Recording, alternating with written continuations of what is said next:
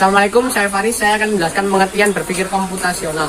Berpikir komputasional adalah sebuah cara berpikir untuk memecah persoalan, merancang sistem, memahami perilaku manusia. Berpikir komputasional melandasi konsep informatika. Di dunia saat ini, di mana komputer ada di mana-mana untuk membantu berbagai segi kehidupan. Berpikir komputasional harus menjadi dasar bagaimana seseorang berpikir dan memahami dunia dengan persoalan-persoalannya yang makin kompleks. Berpikir komputasional berarti berpikir untuk menciptakan dan menggunakan beberapa tingkatan abstraksi, mulai memahami persoalan sehingga mengusulkan pemecahan solusi yang efektif, efisien, fair, dan aman.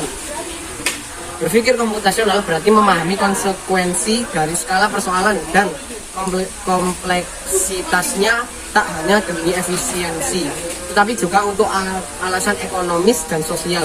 Di bidang computing yang diterjemahkan ke dalam bahasa Indonesia sebagai informatika, kemampuan berpikir yang perlu dikuasai sejak pendidikan dasar adalah berpikir komputasional (BK). Berpikir komputasional adalah proses berpikir untuk memformulasikan persoalan dan solusinya, sehingga solusi tersebut secara efektif dilaksanakan oleh sebuah agen pemroses informasi, yaitu bisa berupa komputer, robot, atau manusia. Assalamualaikum warahmatullahi wabarakatuh. Nama saya Muhammad Farid Ramadan. Saya akan menjelaskan pengertian tentang berpikir memecahkan masalah kompleks. Kompleks problem solving adalah metode untuk memperjelas suatu masalah yang sangat kompleks dalam kehidupan nyata. Atau dengan kata lain, kompleks problem solving adalah kemampuan seseorang untuk mengidentifikasi masalah yang kompleks serta mengerti dan memahami tentang informasi yang berkaitan. Langkah-langkah problem solving: A. Mendefinisikan masalah. B. Mengumpulkan data. C. Mengidentifikasikan penyebab masalah yang paling mungkin. D. Lalu mengidentifikasikan yang menjadi akar permasalahan tersebut.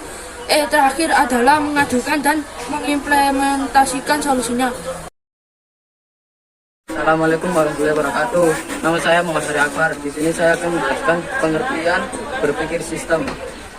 Cara berpikir sistem adalah salah satu pendekatan yang diperlukan agar manusia dapat memandang persoalan-persoalan dunia ini dengan lebih menyeluruh, dan dengan demikian pengambilan keputusan dan pilihan aksi dapat dibuat lebih terarah kepada sumber-sumber persoalan yang akan mengubah sistem secara efektif. Beberapa nilai yang terkandung dalam cara berpikir sistem: A. Menghargai bagaimana model mental mempengaruhi cara pandang kita. B. Mengubah perspektif untuk melihat divergensi poin baru. C. Melihat ada kesaling tergantungan interdependensi. D. Merasakan dan menghargai kepentingan jangka panjang dan lingkungan. E. Memperkirakan yang biasanya tidak diperkirakan. F. Berfokus pada struktur yang membangun dan menyebabkan perilaku sistem. G. Menyadari bagian yang tersulit tanpa dependensi untuk menyelesaikan dengan besar-besar. H. Mencari pengalaman. I. Menggunakan bahasa pola dasar dan analogi untuk mengantisipasi perilaku dan kecenderungan untuk berubah. Assalamualaikum warahmatullahi wabarakatuh. Nama saya Faridin. Ini saya akan menjelaskan berpikir kreatif. Berpikir kreatif atau creative thinking adalah sebuah kemampuan yang dimiliki oleh seorang untuk berpikir secara terus-menerus dan konsisten dalam menghasilkan segala sesuatu yang kreatif dan original. Pada proses creative thinking tidak harus selalu membuat konflik tentang baru. Anda juga bisa berpikir kreatif melalui benda-benda atau ide yang terwujud dalam pikiran Anda. Meskipun tidak harus membuat konsep baru, dan bisa jadi merupakan penggabungan antara 2 sampai dengan 3 konsep yang dapat menggunakan kreativitas. Diantaranya bisa dilakukan dengan A. Mengembangkan keinginan yaitu keinginan untuk belajar lebih lanjut. B. Mengembangkan karakter keterbukaan kognitif, yaitu terbuka dalam pikiran negatif. C. Berani menghadapi resiko.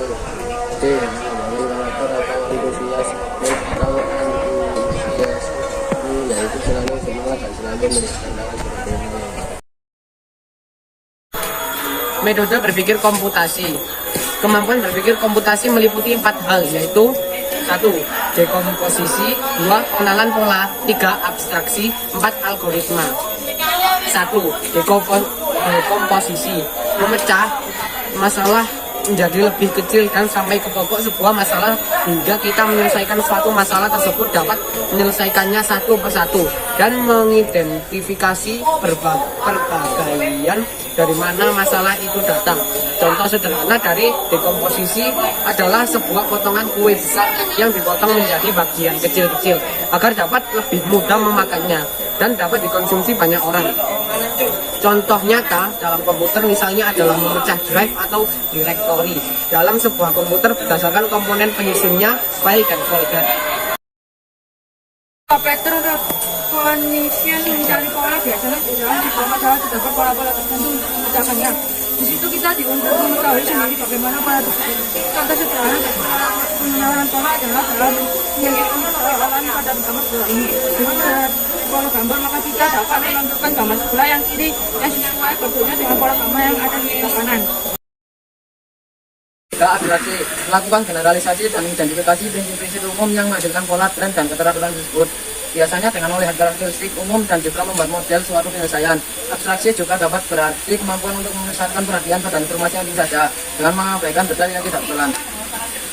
Contoh abstraksi misalnya mengenai pola file dokumen, file system, file execution, atau struktur data file. Hal tersebut dapat dilakukan dengan cara menyimpan file system di folder Windows, file program di program file, file data atau dokumen di folder My Dokumen, dan lain-lain.